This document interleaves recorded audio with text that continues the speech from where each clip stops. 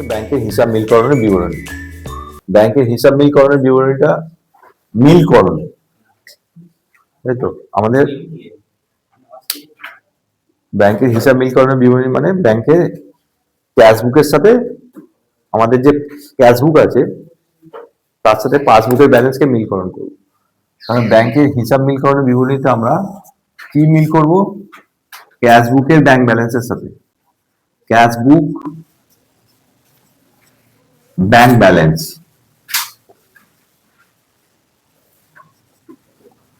তার সাথে পাসবুকের একটাই ব্যালেন্স হয় পাসবুক, তবুও আমি ব্যাংক ব্যালেন্স বলে দিচ্ছি।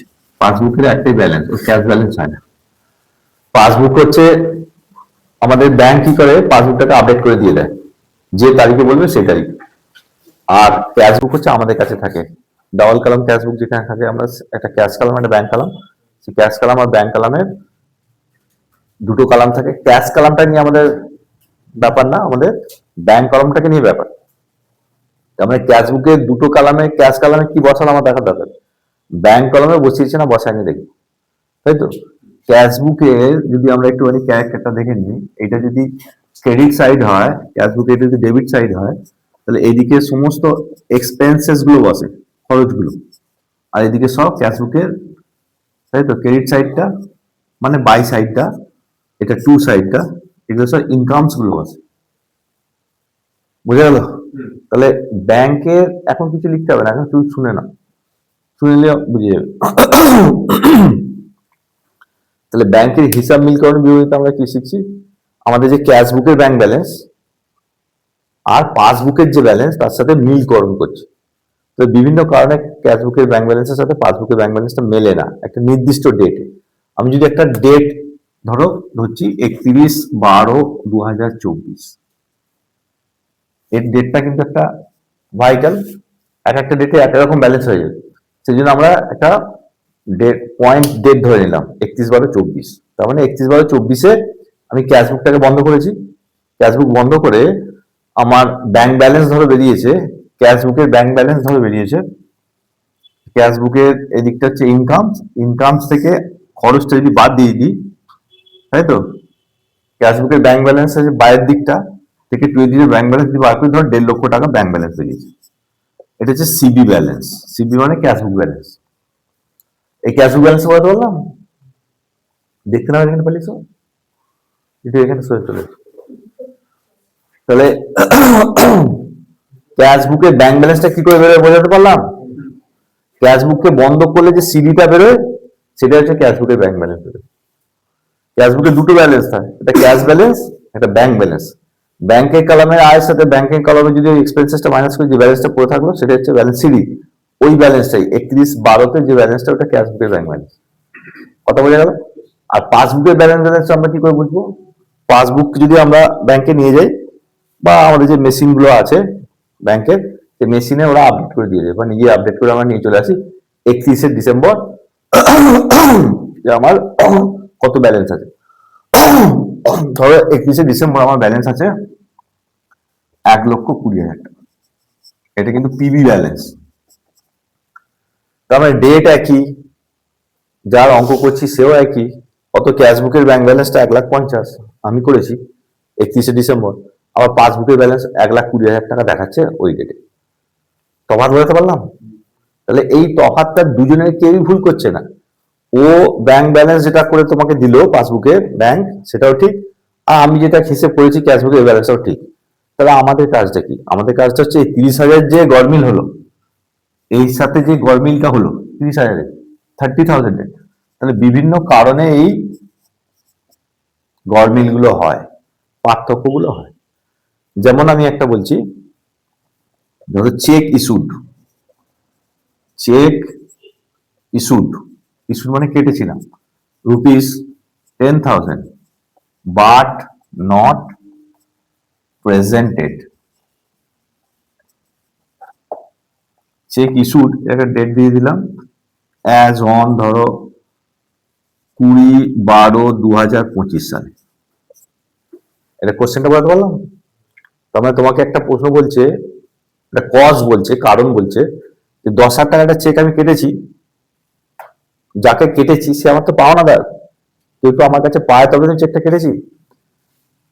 কিন্তু সে প্রেজেন্ট করেনি, সে বলছে চেকের তো ভ্যালিডিটি 3 মাস থাকে, এ মাসে আমি প্রেজেন্ট করবো না ব্যাংকে, পরে ভাঙিয়ে নেবো, ভাঙাতেই পারে। তো তার ভাঙানোটা তার মর্জির উপর ডিপেন্ড করছে। কিন্তু আমার ক্যাশবুকে আমি এন্ট্রি করে দেবো, যেদিন আমি চেকটা কাটবো বা চেক পাবো সেদিনই কিন্তু আমি ক্যাশবুক আমার এন্ট্রি করবো। এটা আমার ক্যাশবুক। ক্যাশবুকে আমি এন্ট্রিটা কি করবো? আয়ের দিকে লিখবো না খরচের দিকে লিখবো?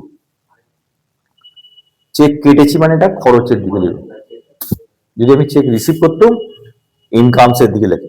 ক্যাশবুকে আমি এটা ভুল লিখে দিয়েছি, 2 এর দিকটা আমি ভুল লিখেছি। এটা হচ্ছে ইনকামস আর এটা হচ্ছে এক্সপেন্সেস। ক্যাশবুকে বাইরের দিকটা হচ্ছে খরচ।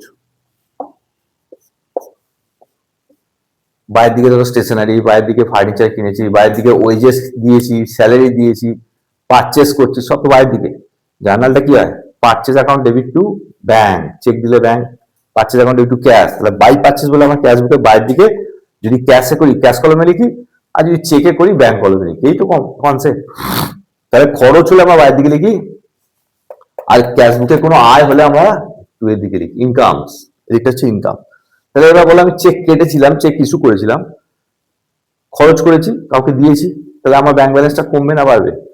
তাহলে আমি ক্যাশবুকের ব্যাংক ব্যালেন্সটা বাইরের দিকে লিখবো, এটা লিখবো চেক ইস্যু টু মিস্টার অমুক, তাহলে মিস্টার এক্স বলে যদি যাকে আমি নাম দিচ্ছি চেক কেটেছি, তাহলে বাই ক্যাশবুকে বলছি, কিন্তু ক্যাশবুকে বাইরের দিকে আমরা বাই মিস্টার এক্স বলে ব্যাংক কলমে বসিয়ে দেবো। এখানে মধ্যে ক্লিয়ার হয়েছে না? ক্লিয়ার হলো না? তাহলে এটা আমার খরচ, তাই বাইরের দিকে বসিয়েছি। যেই বাইরের দিকে আমি ব্যাংক কলমে বসাবো, ব্যাংকের যে আয় 2 এর দিকে আয়, বাইরের দিকে যে বসাবো খরচ, ব্যাংকের ব্যালেন্সটা কমবে না বাড়বে? ক্যাশবুকের ব্যাংক ব্যালেন্সটা কমবে না বাড়বে? কমবে। আমি চেক কাটছি, যত চেক কাটবো আমার ব্যাংক ব্যালেন্স কি হয়ে যাবে? কমে যাবে। তাহলে আমি আমার ক্যাশবুকে ঠিক এন্ট্রি করেছি, 28 তারিখ ডেট দিয়েছি, বাইরের দিকে ডেটের ঘরে ডেট লিখে বাই মিস্টার এক্স বলে ব্যাংকের ঘরে টাকা বসিয়ে দিয়েছি। কথা বোঝা গেল? তাহলে যাকে আমি চেকটা কাটলাম মিস্টার এক্স কে, তাহলে সে কবে ব্যাংকে জমা দেবে সেটা আমার দেখার দরকার নেই। সে 31 তারিখের মধ্যে জমা দিল না, সে তো তার ব্যাংক অ্যাকাউন্টে জমা দেবে, পাসবুকে জমা দেবে, তার পাসবুকে, তাই তো?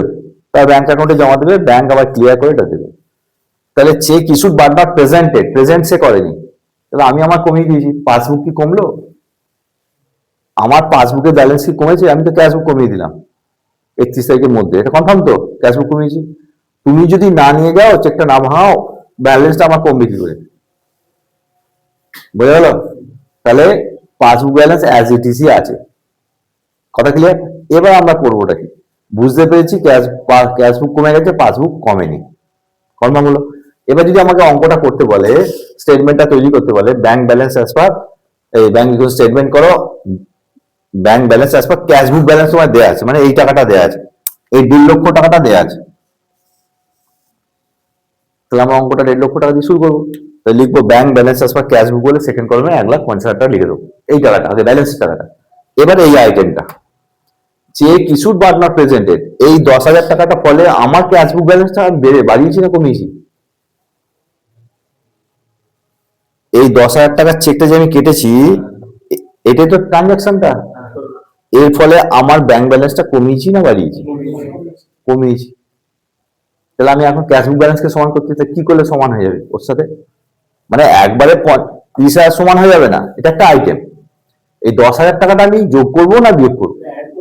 তাহলে অ্যাড করবো। তাহলে আমি এটাকে অ্যাড করে দেবো, মানে এই আইটেমটা অ্যাড হবে। অ্যাড মানে যোগ করবো, ফার্স্ট কলমে লিখে। নেক্সট দেখো 2 নম্বর, cheque deposited but not credited. ধরলাম 15,000। এই গল্পটা কি হয়েছে?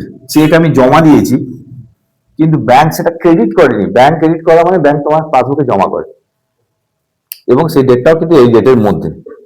তাহলে এই 15,000 টাকার চেকটা তুমি কি করেছো? তুমি তোমার ক্যাশবুকে কি করেছো? বাড়িয়েছো, জমা করেছো মানে বাড়িয়েছো। ক্যাশবুকের ব্যাংক ব্যালেন্সটা বেড়েছে না কমেছে? কিন্তু পাসবুক কি বাড়লো? কারণ আমি আমার জমা করে দিয়েছি, ব্যাংক একটা নির্দিষ্ট সময় মধ্যে কমেনি, কিন্তু ব্যাংক কিন্তু তার সময় মতো চেকটাকে কি ক্লিয়ারেন্স অফিসে নিয়ে গিয়ে ক্লিয়ার করবে, তারপরে ক্লিয়ার। নট ক্রেডিট মানে এখন ক্রেডিট হয়নি, 31 তারিখের মধ্যে ক্রেডিট হয়নি, পরে হয়ে যাবে, হয়তো 1 তারিখ 2 তারিখ করে হয়ে যেতে পারে। তাহলে আমার কবে হবে আমার টাকা দরকার নেই, এখন পর্যন্ত হয়নি, এটাই আমার কাছে। তাহলে আমার ক্যাশবুকের ব্যালেন্সটা বাড়িয়েছি, ওর সাথে যদি সমান করতে, মানে পাসবুকের সাথে যদি সমান করতে চাই, কি করলে সমান হবে? কি করলে সমান? তাহলে এই আইটেমের 15 টাকাটা আমি লেস আকারে লিখে দেবো।